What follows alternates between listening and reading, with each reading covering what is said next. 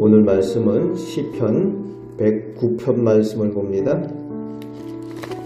오늘 시편은 다윗이 악한 대적들에게 쫓기며 아주 극한 고통 가운데 하나님께 부르짖는 비탄시의 성격인 것을 볼 수가 있습니다. 구체적인 대적이 누군지는 명확히 알 수는 없지만 사울과 그 사울의 용사들이거나 또 다윗과 함께 했었지만, 즉 다윗의 용사들 중에 있었지만 후에 다윗에게 반역하고 배신하여 돌아서는 사람들인지 명확히는 알 수 없습니다. 그런데 지금 상황이 얼마나 힘들고 어려운지 다윗의 답답하고 고통스러운 그것을 1절을 통해서 볼 수가 있죠. 보통 하나님의 영광과 하나님의 인자하심을 찬양하며 시작을 하는 그 내용들이 나오는데, 처음 시작부터 하나님께서 잠잠하지 마옵소서 이렇게 시작을 하고 있죠. 지금 고통이 극한 상황에 있는데 하나님께서 마치 침묵하고 계신 것처럼 그렇게 여겨지는 답답한 가운데 있다는 겁니다. 그에 반해서 2절부터 5절까지 보면은 다윗에게 대적하는 사람들이 어떻게 대적을 하는지, 거짓되고 악하고 미워하는 말을 하면서 모함하면서 자신을 까닭없이 공격한다고 하나님께 고발을 하고 있습니다. 또 4절에서 5절에 보면은 은혜를 원수로 갚았다는 겁니다. 선하게 대했는데 악으로 갚고 그렇게 했다는 거지요. 다윗이 할 수 있는 것은 그저 기도밖에 할 수 없다라고 말하고 있습니다. 이것이 세상이고 이것이 악입니다. 우리는 가끔 우리가 그저 정직하고 진실하게 하면은 그저 다 해결되고 다 될 거라고 생각을 하지만, 다 통할 거라고 생각을 하지만 실제로는 그렇지 못하다는 거지요. 세상은 악하다는 겁니다.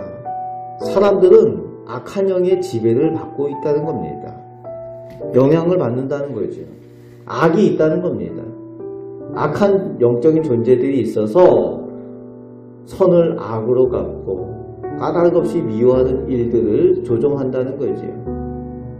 그 대적들이 그렇게 하고 있다는 겁니다. 교회 안에서조차도 그런 악한 일들이 있죠. 모함하고 없는 일들 만들어내고 그렇게 선을 악으로 갚는 일들이 교회 안에서조차도 그렇게 되어지는 것은 악한 영이 그렇게 미혹한다는 겁니다. 거기에 대해서 6절부터 20절까지 다윗은 그 악한 대적들이 시몬대로 거두는 저주의 심판을 하나님께 요청을 하고 있습니다. 좀 심하지 않은가 할 만큼 그런 저주의 내용을 하나님께 요청하는 다윗의 간구를 보게 되는데, 그만큼 다윗이 힘들고 어려운 상황 가운데 있는 그것을 느낄 수도 있습니다. 그렇지만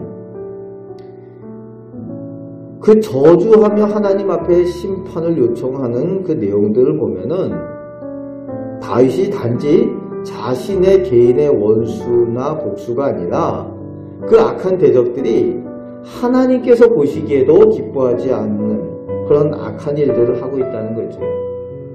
다윗의 대적이 아니라 이제는 하나님의 대적된 사람들이라는 것을 하나님 앞에 말씀을 드리고 있습니다. 하나님의 대적이 되었다는 거죠. 그래서 그 악한 일들을 하나님께서 심판하여 주시기를 요청을 하는 겁니다. 강력한 하나님의 심판. 내가 갚는 것보다 하나님께서 갚으시는 것이 더 중하다는 거지. 하나님께서 선으로 갚아주시든지 심판으로 갚아주시든지 하나님께서 하시면은 그것보다도 더 큰 것이 없는 거지. 우리는 하나님께 상받고 좋은 것들로 하나님께서 갚아주시는 그런 삶을 살아갈 수 있길 바랍니다. 다윗이 그렇게 기도하고 있습니다. 그 악한 사람들의 특징 가운데 17절 말씀에 보면은 그가 저주하기를 좋아한다는 거예요. 축복하기를 기뻐하지 않는 사람이라는 것을 볼 수가 있습니다. 늘 생각과 그 말이 삐뚤어져 있는 거죠. 악한 쪽으로 영향을 받는 사람이라는 거죠. 그래서 우리가 늘 말을 조심해야 되는 이유가 있고 우리들 생각을 늘 조심해야 되는 이유가 있습니다. 늘 욕하는 일을 좋아하고 비판하는 일을 좋아하는 사람들의 모습을 볼 수가 있습니다. 다윗은 하나님께 기도함으로 하나님의 은혜를 간구하고 있습니다. 그리고 21절부터 29절까지는 그런 치열하고 극한 대적들 앞에 자신의 모습이 한없이 약하고 부족한 형편 가운데 있다라고 하나님 앞에 아뢰고 있습니다. 하나님께서 살아계심과 하나님의 구원이 오직 소망이고 의지할 바임을 하나님 앞에 고백하며 간절하게 간구하고 있습니다. 그렇습니다. 악한 세상, 이 어두운 세상 가운데에 우리 스스로는 연약한 사람들 뿐입니다. 한계가 있고 우리들 인생도 시간 가운데에 매여있는 사람들이죠.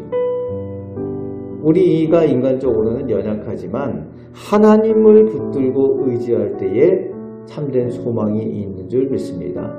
그것이 진정한 우리 성도의 소망인 줄 믿습니다. 하나님께서 살아계시다는 거지요. 하나님께서 오늘도 우리의 의지가 되신다는 겁니다. 그런데 이제 30절부터 31절 끝절까지 보면은 늘 그렇듯이 다윗의 위대한 믿음의 기도를 볼 수가 있습니다. 지금 당장 현실 가운데 죽을 것 같은 그런 어려움 가운데 있지만 다윗은 하나님께서 구원하심을 확신하고 하나님께 감사하며 찬송하겠다라고 노래를 하고 있습니다. 하나님께서 살아계심을 확신하는 믿음을 가지고 있기 때문에 하나님께 찬양하고 감사하겠다라고 미리 하나님 앞에 확신의 고백을 드릴 수가 있습니다.